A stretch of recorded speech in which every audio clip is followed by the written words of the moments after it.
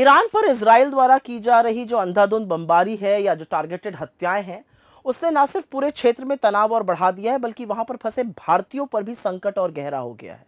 एक और बात है कि वहां पर फंसे जो भारतीय हैं वो मजबूर होकर सरकार से मदद की गुहार कर रहे हैं, लेकिन मोदी सरकार ने अभी तक हिदायतें और छोटे मोटे कदम उठाने के अलावा कोई ठोस बड़ा निर्णय नहीं लिया है।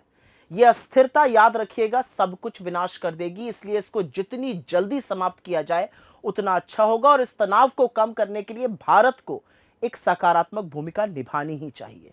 लेकिन क्या भारत खुलकर शांति बहाल करने के लिए बोलेगा, या हम एक बार फिर से अपनी नैतिक जिम्मेदारी से मुंह मोड़ लेंगे, जैसा कि हम आजकल हाल के दिनों में करते आए हैं? याद ही होगा आपको, 12 जून 2025 संयुक्त राष्ट्र यूनाइटेड नेशंस में गाजा युद्ध विराम पर मतदान से हमने अलग रहने का निर्णय किया। यह गलत था, यह कायराना था, और खासतौर से जब वहां पर छोटे छोटे बच्चों की हत्या हो रही है।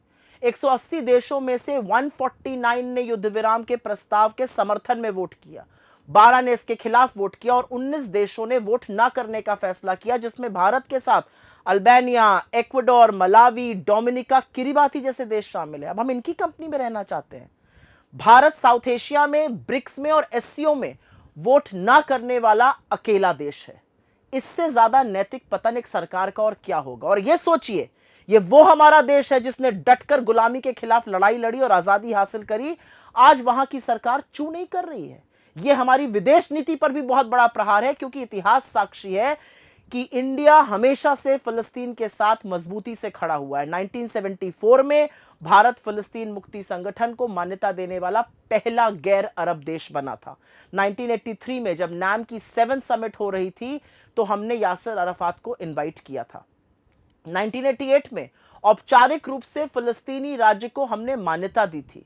हमने हर बार विश्व में कहीं भी हो रहे अन्याय के खिलाफ मजबूती से आवाज उठाई है, और इसलिए भारत ने आजादी के बाद अपनी एक पहचान बनाई थी। वो पहचान असल में दुनिया की नैतिक धुरी है, सही और गलत का अंतर है।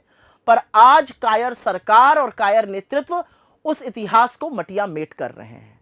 अब भारत इजराइल के आगे नतमस्तक है। एक ऐसी सरकार जो गाजा में छोटे छोटे बच्चों पर हो रहे जुल्म, अत्याचार और बर्बरता पर स्टैंड ना ले सके, उस सरकार की ना सिर्फ आत्मा मर चुकी है, बल्कि वो विश्व में किसी का भी नेतृत्व करने लायक नहीं है। फोटो खिंचवाना और लपक लपक के गले मिलने से थोड़ी दुनिया भारत की इज्जत करती है। दुनिया भारत के आदर्शों, हमारे मूल्यों, हमारे सत्य, हमारे साहस का सम्मान करती है।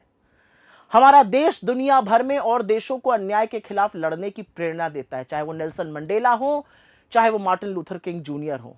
आज वही देश, आज वही सरकार अन्याय के खिलाफ मुंह बंद कर चुकी है। यह पतन नरेंद्र मोदी की सरकार का है।